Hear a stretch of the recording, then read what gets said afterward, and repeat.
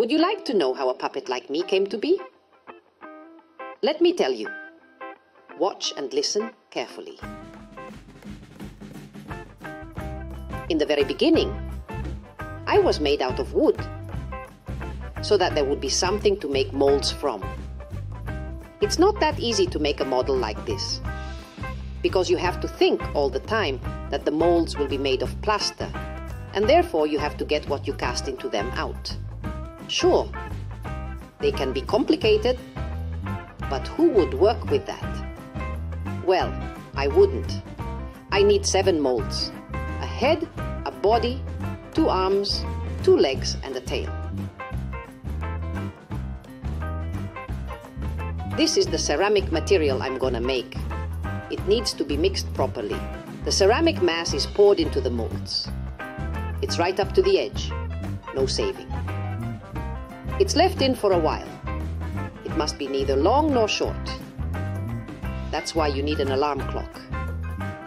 When the bell rings, the mold must be emptied of excess mass. A thick layer of ceramic is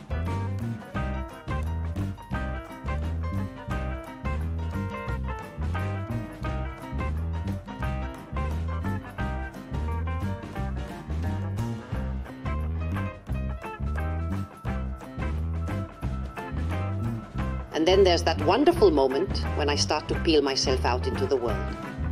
It's no fun, because the clay is quite soft. So you have to be really careful. The molds leave me with seams and a bit of excess clay. Those are pretty ugly, don't you think?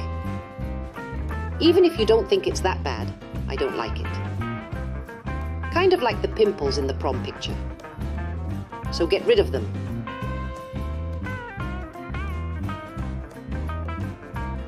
I need to fill the pouring hole so I can keep my head closed and keep my brilliant ideas from falling out. Every inch of my lovely body needs to be cleaned up like this. And now, to make holes for the skin to hold me together and for the eyelets to tie the threads to one day. It should be handled with caution, since having every hole in my head slightly misaligned would give me a rather skewed head. I'm not Fantomas. And now, I'm going to dry.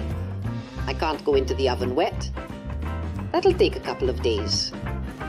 But I'm patient. Before the mold is closed to be ready for the next casting, it has to be cleaned, because it won't leak. And any more stuff that pours into it might leak out. And I'd be pretty out of the shape, literally. I've dried out nicely, and I'm ready to go into the oven for the first firing. The second time I go in, it'll be even warmer. I'm pretty solid now, so I can soak in water and not melt. The stuff I'm soaked in is called pyrolusite. It makes nice shadows, doesn't it?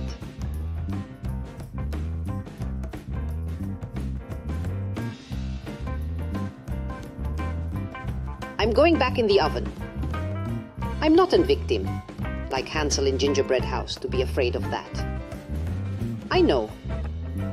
I'll make it through and come out more beautiful than before. And most importantly, strong, so that even if I fall, I won't break right away. I'm going to put on makeup. No light makeup, but head to toe. I've chosen a beautiful color that I think looks good on me.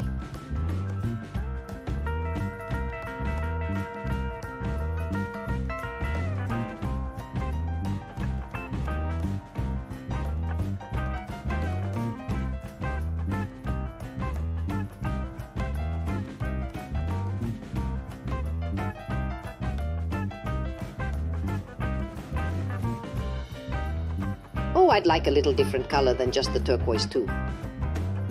Thank you.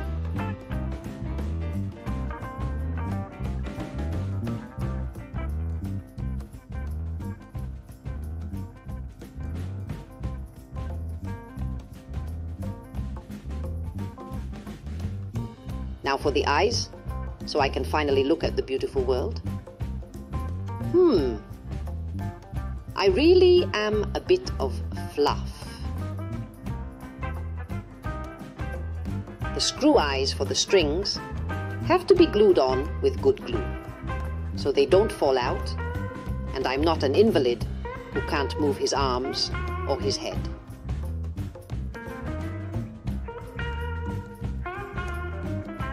Now, they stick the leather in the holes that are designed for it.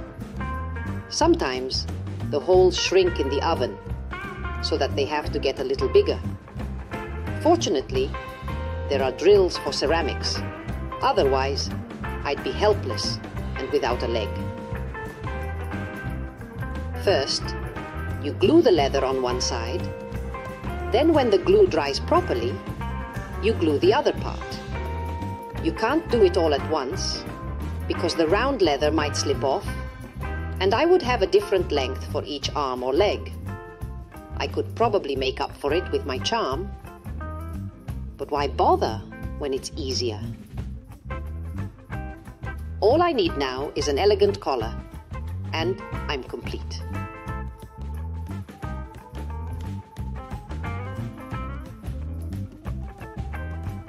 Every puppet comes with a controller.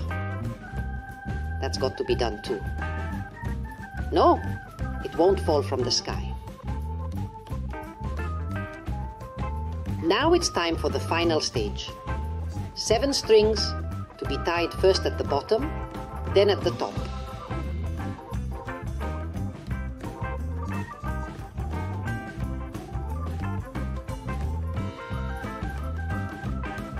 Cut off the excess ends, and I'm officially a real puppet. So, a little more complicated than it might seem at first glance, huh? And now, you know it's no simple task to create me a little cat.